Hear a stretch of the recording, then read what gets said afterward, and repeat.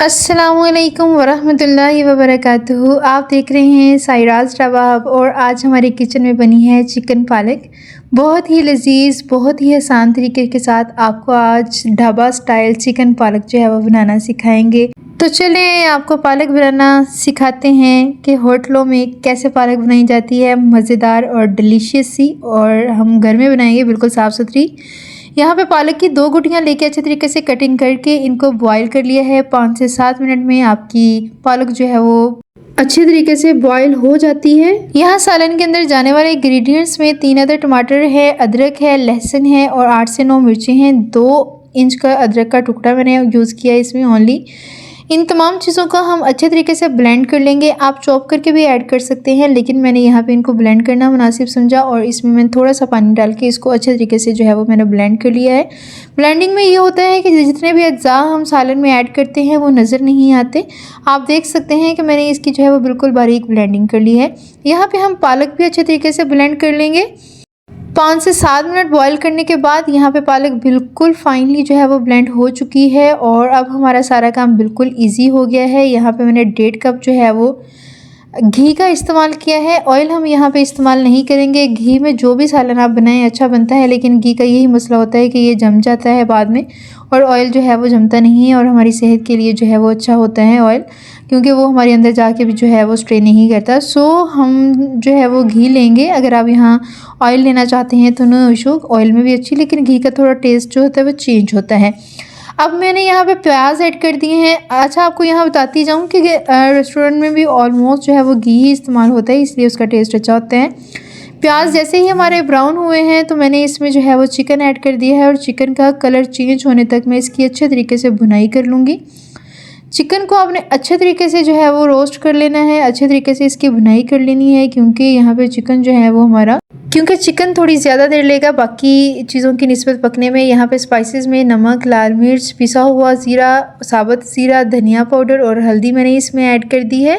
یہ تمام چیزیں ایڈ کرنے کے بعد ان کی بھی اچھے طریقے سے بھنائی کر لیں گے۔ مسالہ جب تک اچھے طریقے سے کوک ہوتا ہے ہم جو ہے وہ باقی انگریڈینٹس اس میں ایڈ نہیں کریں گے، پہلے اس کو ہم اچھے طریقے سے پکائیں گے۔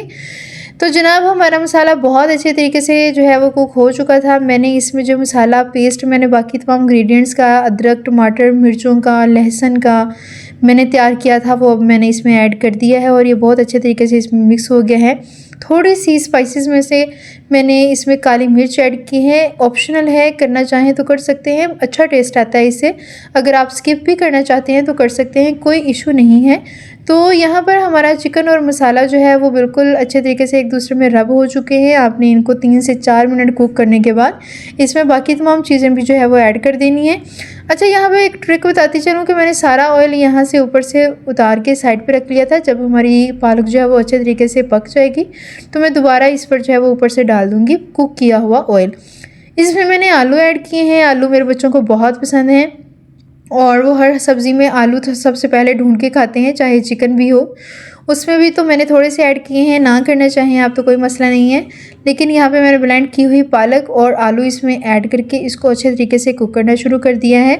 تقریباً 10 سے 15 منٹ ضرور لگتے ہیں اس کو کوک ہونے میں، کیونکہ اس میں پانی بھی ایڈ ہوا ہے بلینڈنگ کے دوران، اور پھر ہمارے انگریڈینٹس میں بھی وہ پانی تھا، تو اس کو جو ہے وہ ڈرائی ہوتے ہوتے تھوڑا ٹائم لگے گا۔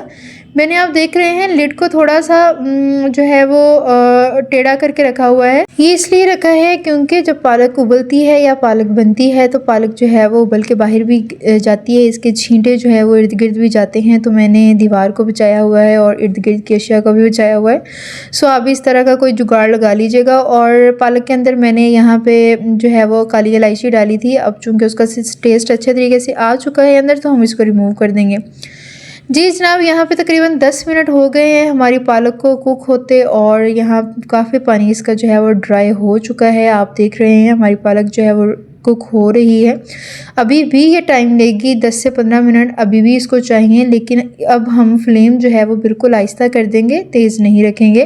آہستہ فلیم پر اس کا پانی جو ہے وہ خود بخود ڈرائی ہوتا رہے گا، اور یہ ابلے بھی نہیں، اور باہر سے سارا ایریا جو ہے وہ صاف ستھرا رہے گا۔ آپ دیکھ رہے ہیں اس کا پانی آلموسٹ جو ہے وہ اندر سے ڈرائی ہو چکا ہے۔ یقین کریں کہ ریسپی اتنی مزے کی بنتی ہے، اور پالک میرے بچوں کو بہت پسند ہے، بہت شوق سے کھاتے ہیں، اور پالک شوق سے کھانی بھی چاہیے کیونکہ اس میں آئرن کی بہت زیادہ مقدار ہوتی ہے اور سکن گلوئنگ فیکٹرز پائے جاتے ہیں جو آپ کو بہت ہیلدی رکھتے ہیں، آپ کی سکن کو گلو دیتے ہیں، اور یہ صحت کے لیے بہت اچھی ہوتی ہے، اور ڈائٹ کے لیے بھی یہ بہت اچھی ہوتی ہے۔ اسپیشلی جو ڈاکٹرز ڈائٹ پلان فالو کرنے کا کہتے ہیں، وہ پالک کھانے کے لیے بھی کہتے ہیں، اور کہتے ہیں کہ گرین لیوز آپ جتنے استعمال کر سکتے ہیں آپ کریں۔ تو یہاں پہ ہماری سبزی آلموسٹ گل چکی تھی، اور میں نے اس کو 5 سے 10 منٹ دم پہ رکھا اور میننگ آئل اس پر ڈالا، اور جناب آپ جو ہے وہ چکن پالک کا حسن دیکھ سکتے ہیں۔ ماشاءاللہ اللہ تعالیٰ کی شان ہے کہ اس نے ہمارے لیے اتنی اچھی اچھی نعمتیں بنائی ہیں۔ تو یہاں پہ ہماری پالک جو ہے، چکن جو ہے وہ بالکل ریڈی ہو چکا ہے۔ اس آئل میں سے میں نے جو ہے وہ تھوڑا سا بچا لیا تھا، اور جتنا مجھے مناسب لگا اوپر ڈالنا میں نے اتنا اس میں ایڈ کر دیا تھا، اور سبز مرچیں میں نے کاٹ کے اوپر جو ہے وہ ڈال دی تھی۔ یہ بہت اچھی لگتی ہیں، جب کھاتے ہوئے آپ ان کو ایڈ کرتے ہیں اپنے نوالے میں تو ان کا بہت اچھا کرنچ آتا ہے۔ آپ دیکھ سکتے ہیں ہماری پالک جو ہے وہ کتنی اچھی بن کے ریڈی ہوئی ہے، اس کا کلر کتنا نائس ہے، اور یہ بالکل ڈھابا سٹائل ہے۔ بالکل اسی ترکیب کے ساتھ تیار ہونے والی یہ آلو پالک، اور سادہ مسالوں کے ساتھ تیار ہونے والی یہ پالک، اور یہ مسالے جو میں نے آج ایڈ کیے ہیں پالک میں آلموسٹ ہمارے گھر میں موجود ہوتے ہیں، کوئی ایکسٹرا مسالہ نہیں ہے، بس اس کی بنائی اچھے طریقے سے کریں، اس کی پکائی اچھے طریقے سے کریں تو یہ لاجواب ہوتی ہے کھانے میں، اور بہت جو ہے وہ مزہ آتا ہے۔ اس کے ساتھ تندور کی روٹی استعمال کریں، آپ گھر میں چپاتی بنا کر استعمال کریں، کھانے کا ایک علیحدہ ہی جو ہے وہ سواد ہے۔